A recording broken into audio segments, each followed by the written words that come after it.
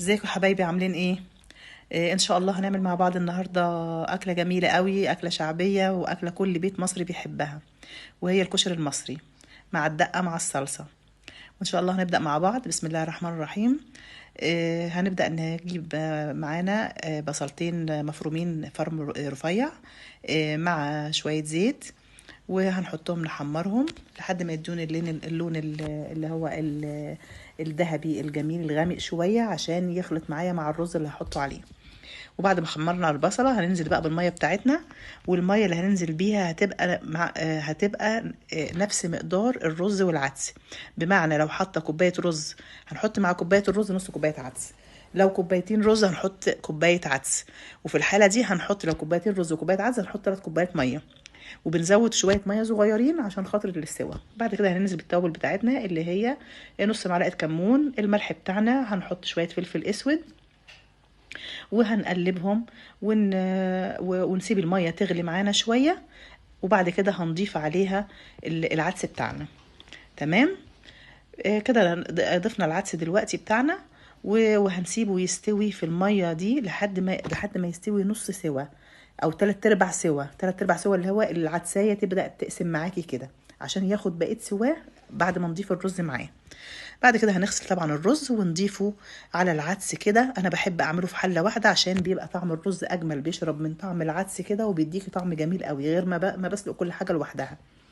فكده بيديكي طعم جميل قوي. كده خلصنا، هنغطيه ونسيبه ياخد سواء كده. نص كده استوى بسيط، فهغطي عليه الحله لحد ما يستوي خالص. بعد كده هجيب الميه واسلق المكرونه، احط فيها شويه زيت واحط فيها شويه ملح واسلق المكرونه بتاعتي. المكرونه مع الكشري بتحب تكون متنوعه شويه، يعني كذا شكل مش شكل واحد. معايا المكرونه الاسباجيتي ومعايا المكرونه الاقلام والمكرونه المرمريه الصغيره. بسلقها كده واقلبها لحد ما تستوي معايا خالص. وبعد كده بصفيها واركنها معايا شويه. اجيب شويه زيت ومعلقه سمنه بلدي، واحط بقى المكرونه بتاعتي عشان تلمع معايا كده، واديها تقلبتين وتاخد سخونيه على نار بسيطه. ما بديهاش سوا تاني لانها مستويه، فبديها تقليبه كده تلمع معايا وخلاص. بعد كده هنجيب معانا بصلتين كبار نقطعهم حلقات كده، وهنفركهم عشان يفكوا من بعضيهم، ونحط عليهم معلقتين دقيق عشان الدقيق يديله قرمشه. وهنركنها شويه قبل ما نحطها في الزيت، وهنقلبهم مع بعض كده ونركنها ونفركها كده عشان البصل يفك من بعضه. وبعد كده هننزل بالبصل بتاعنا في الزيت ونحمره ونطلعه بقى. بعد كده البصل مقرمش معايا زي بتاع المطاعم كده، بنخرج البصل كده ونحطه في الطبق بتاعنا. وبعد كده انا مقطعه العيش بقى، العيش السوري اللي هو الرفيع، بقطعه بالطول كده مستطيلات، وابدا احمره في الزيت اللي هو حمرت فيه البصل. زي ما انت شايفاني كده بحطيته، هرص العيش كله واحمره وهيطلع ذهبي وجميل كده ومقرمش احلى من اللي بتشوفيه في المطعم كمان. كده البصل معايا وكده العيش. بديهم بقى رشة ملح بسيطة وبديهم رشة كمون، بس كده. وبركنهم بقى دول، وببدأ نعمل مع بعض بقى ايه الصلصة. هجيب بقى معلقتين توم مع شوية زيت برضو. والتوم زي ما انت شايفاني كده هتلاقيه مجمد معايا عشان بطلعه من الفريزر. انا بقى مخزناه في الفريزر، بيبقى طعمه حلو قوي برضو وسهل في العمايل بقى لو انت بتشتغلي او كده، ما ياخدش معاكي وقت. بيتحمر لحد ما ياخد اللون الذهبي. وبعد كده بنزل بمعلقتين صلصة واقلبهم في التوم الاول. وبعد كده بنزل بالطماطم بتاعتي. الطماطم برضه لو تلاحظي هتلاقيها في فيديوهاتي كلها بنزلها مجمده زي ما انت شايفه، مطلعاها من الفريزر عشان انا بعملها صلصه. وبعد كده هعلمك طريقه عمل الصلصه دي ان شاء الله في فيديو تاني.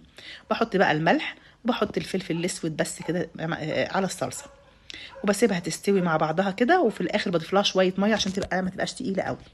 هنا بعد كده بجيب الطاسه بتاعتي بقى اعمل الدقه. بحط برضو معلقتين توم وبنزل معاهم شويه زيت وبحمرهم برضو لما يدوني اللون الذهبي. وببعد بقى الطاسه عن البوتاجاز عشان اطش الخل. بحط بقى حوالي ربع كوبايه خل مع التوم كده، وبنزل بيها على البوتاجاز تاني.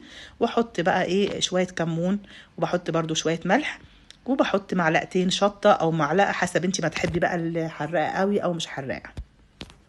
بعد كده بنزل عليها بكوبايتين ميه واسيبها تغلي مع نفسها. طبعا الريحه بقى مش قادره اقول لك ايه، الريحه كده بتخليكي تجوعي من غير اي حاجه. هسيبها بقى تغلي. وبعد ما تغلي احط معاها معلقتين صلصه من اللي انا عاملاها بتاعه الكشري، يعني صلصه من اللي هي بتاع عشان تديني حمار كده وتديني شكل كويس. كده خلصنا كل المكونات. هننزل بقى بطبق التقديم. ننزل بالكشري زي ما انت شايفه مفرفر وجميل كده، مش معجن معايا ازاي، واخد اللون بتاع العدس الجميل، وطبعا الطعم بيكون اجمل واجمل.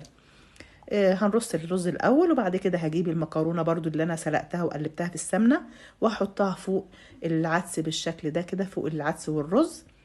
وبجيب بقى طبعا انت عارفه انا محمره بقى البصل بتاعي، هجيبه واحطه فوق الوش كده. ونسيت اقول لك في الفيديو ان انا سلقه كمان حمص، طبعا سليقه معروف، ميه وشويه كمون وشويه ملح وقطايه عشان خاطر وبعد ما يستوي هتجيبيه تضيفيه بقى ايه مع طبق الكشري كده. وبرده ده على حسب الرغبه، في ناس بتحب الحمص وفي ناس ما بتحبوش. هنضيفه كده حتى في طرف الطبق عشان اللي ما بيحبوش ما يبقاش متضايق، اللي حابب ياخد منه ياخد منه. وكده الشكل النهائي لطبق الكشري بتاعي. وطبعا هنقدمه بقى معاه طبق الصلصه بتاعه، وطبق الدقه، وطبق العيش المحمص، وطبق الحمص برده زياده. وده الشكل النهائي ليه، ورب يعجبكم كده وينول اعجابكم. وطبعا عايزه رايكم، وما تنسونيش بقى باللايك والشير. واشوفكم في الفيديو القادم ان شاء الله مع اكله هنيه وبالهنا والشفا.